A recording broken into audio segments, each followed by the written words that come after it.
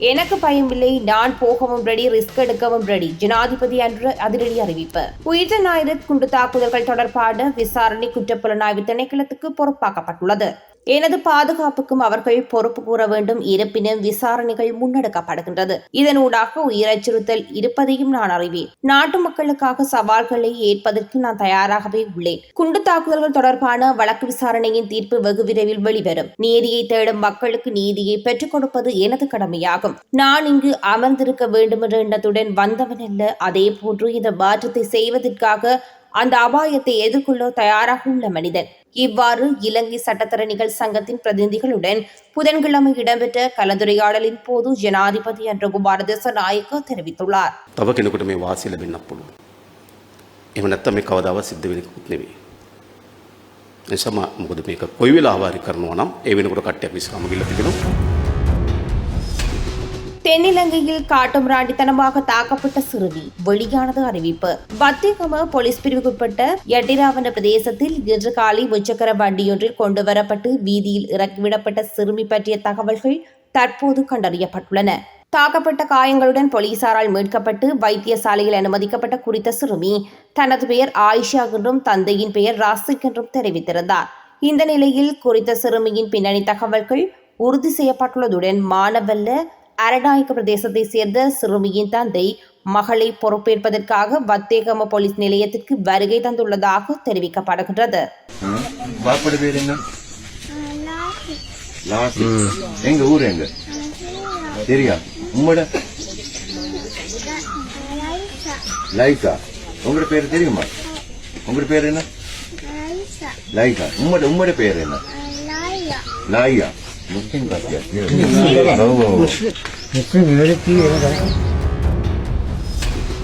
எல்லை தாண்டி சட்டவிரோத மீன்பிடி. தமிழக மீனவர்கள் 9 பேர் தலைமன்னாரில் கைது.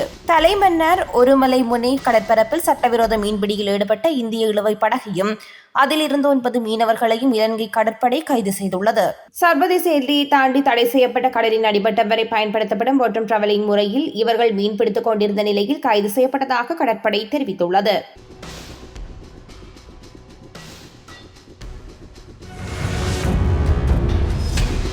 கிளிநொச்சியில் கோர விபத்து, 21 வயது இளைஞன் உயிரிழப்பு. கிளிநொச்சி ஏனைன் வீதி தொண்டமாநகர் பகுதியில் நேற்று காலை இடம்பெற்ற விபத்தில் 21 வயது இளைஞன் உயிரிழந்துள்ளார்.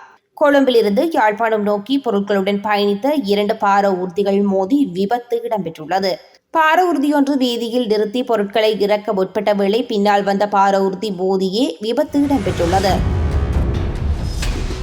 யாழ்ப்பாணம் செம்மணியில் தொடரும் சோகம் இன்று மனித எலும்புக்கூடுகள் மீட்பு. யாழ்ப்பாணம் செம்மணி சிந்துபாத்தி மனித புதைக்குழியின் 3ஆம் கட்ட அகழ்வு பணிகளின் 51வது நாள் நடவடிக்கைகள் இன்று இடம்பெற்றன. இதன்போது 4 சிறார்களின் எலும்புக்கூடுகள் உள்ளிட்ட 10 மனித எலும்புக்கூட்டு தொகுதிகள் முழுமையாக கண்டெடுக்கப்பட்டுள்ளன.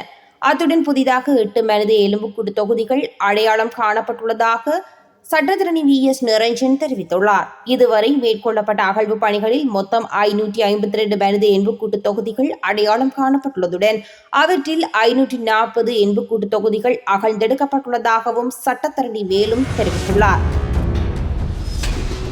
நாட்டு மக்களுக்கு அவசர அறிவிப்பு. நாளை சடுதியாக அதிகரிக்கும் வெப்பநிலை. வவுனியா, முல்லைத்தீவு, திருகோணமலை, பொலனறுவை, மட்டக்களப்பு, அம்பாறை மற்றும் மொனராகலை ஆகிய மாவட்டங்களில் வசிப்பவர்களுக்கு வளிமண்டலவியல் திணைக்களத்தினால் வெப்பமான காலநிலை எச்சரிக்கை விடுக்கப்பட்டுள்ளது. அதன்படி நாளை பகல் நேரத்தில் வவுனியா, முல்லைத்தீவு, திருகோணமலை, பொலனறுவை, மட்டக்களப்பு, அம்பாறை மற்றும் மொனராகலை மாவட்டங்களில் சில இடங்களில் மனித உடல் உணரும் வெப்பநிலையான வெப்ப குறியீடு எச்சரிக்கை நிலை வரை அதிகரிக்க வாய்ப்புள்ளது. மன்னார் மாவட்ட ஒருங்கிணைப்பு குழு கூட்டம் இன்று நடைபெற்ற போது நாடாளுமன்ற உறுப்பினர்களான ரிஷாட் பதியுதீன் மற்றும் ஜெகதீஸ்வரன் ஆகியோருக்கு இடையில் கடுமையான கருத்து மோதல் ஏற்பட்டுள்ளது. மன்னார் மாவட்டத்தில் தொடர்ச்சியாக மின்சாரம் தடைப்படுவதால் மக்கள் எதிர்நோக்கும் அசௌகரியங்கள் தொடர்பாக கூட்டத்தில் விவாதிக்கப்பட்ட போது மின்வெட்டை பற்றி நாங்கள் கதைக்க கூடாதா என ரிஷாட் பதியுதீன் கேள்வி எழுப்பியுள்ளதாக தெரிவிக்கப்பட்டுள்ளது. இதன்போது பதிலளித்த ஜெகதீஸ்வரன், கடந்த அரசாங்கங்களின் அமைச்சர்களாகவும் அபிவிருத்தி குழு தலைவர்களாகவும் இருந்தவர்கள் தற்போதைய நிலைமை தொடர்பாக கேள்வி எழுப்புவது குறித்து கருத்து தெரிவிக்க முற்பட்ட போது கடும் வாய்த்தர்க்கம் ஏற்பட்டுள்ளது.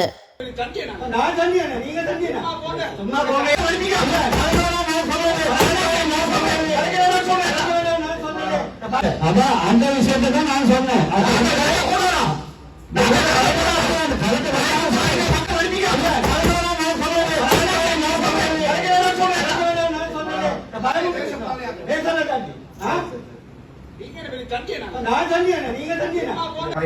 நாங்க போயிட்டு நாங்க செய்யலாத இல்ல அப்படி இல்ல. நான் அதெல்லாம் சொன்ன விஷயம் என்னன்னா பிள்ளையான கருத்து பிள்ளையான கருத்து சொல்ல நான் சரியா தான் சொன்னேன். இல்ல இது இன்னைக்கு நாளுக்கு நடக்கிற விஷயம் இல்லையே. 15 வருஷம் கலக்க தேவையில்லைன்னு சொல்லலையா?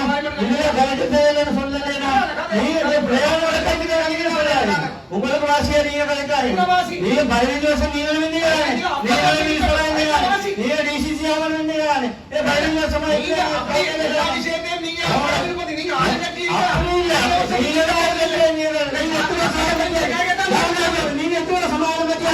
எத்தனை சமாதானம் இந்த வருஷமா போறாரு நீங்க மின்சார வெட்டு வாரது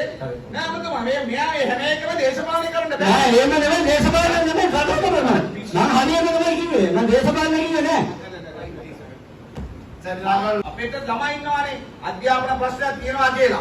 මේ ලයිට් කපනකොට අපි ඒවා එමතිවරයාට කියන එක වැරදිද? නෑ වැරදි කියලා කිව්වේ නෑ. වැරදි කියලා කිව්වේ නෑ මම. වැරදි කියලා කිව්වේ නෑ.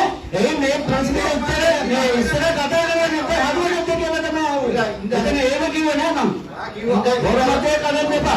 இந்த விடயம் சம்பந்தமாக உயர் மட்டங்களோ இல்ல அமைச்சர் பிரதி அமைச்சர் இல்ல எல்லாருக்கும் சொல்லி இப்ப அதுக்கு அந்த நடவடிக்கை வந்து அது வேற விஷயம். அலையில வந்த காலம் உங்களுக்கு தேவையில்லை. அலையிலயோ மழையிலோ வந்தானே கொஞ்சம் விரும்ப என்னட்டா இதுக்கு எல்லாத்தையும் நாங்களும் கைக்க வேண்டி இருக்கிறது. இதுல இப்ப நடவடிக்கைகள் எடுத்துக் கொண்டிருப்பது அதுக்குரிய உத்தரவாதம் இப்ப ஒரு கிழமையில அதுக்குரிய மாற்றங்களை நாங்கள் அவதானிச்சிருக்கிறோம். அதுல நீங்க சுப்பிரமணியன் வகையில அதுக்குரிய நடவடிக்கைகளை நீங்க அடிக்கடி பாருங்க. இந்த பிரச்சனை வந்த உடனே ஜியோட சுப்ரீமனோட ஆர்டிஓட கான்ஃபரன்ஸ் போட்டு கலைச்சி ஆல்டர்னேட்டிவ் வாங்கக்கூடிய ஒழுங்கு செய்து கலைச்சி இருக்குது.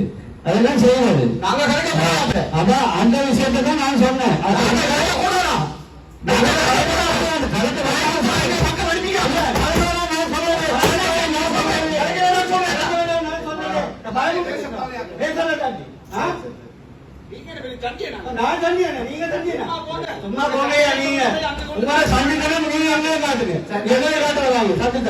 அடுத்த இதுக்கு போவோம். ஜனாதிபதி செயலகத்துக்கு கிடைக்கப்பட்ட ஒரு முடியும்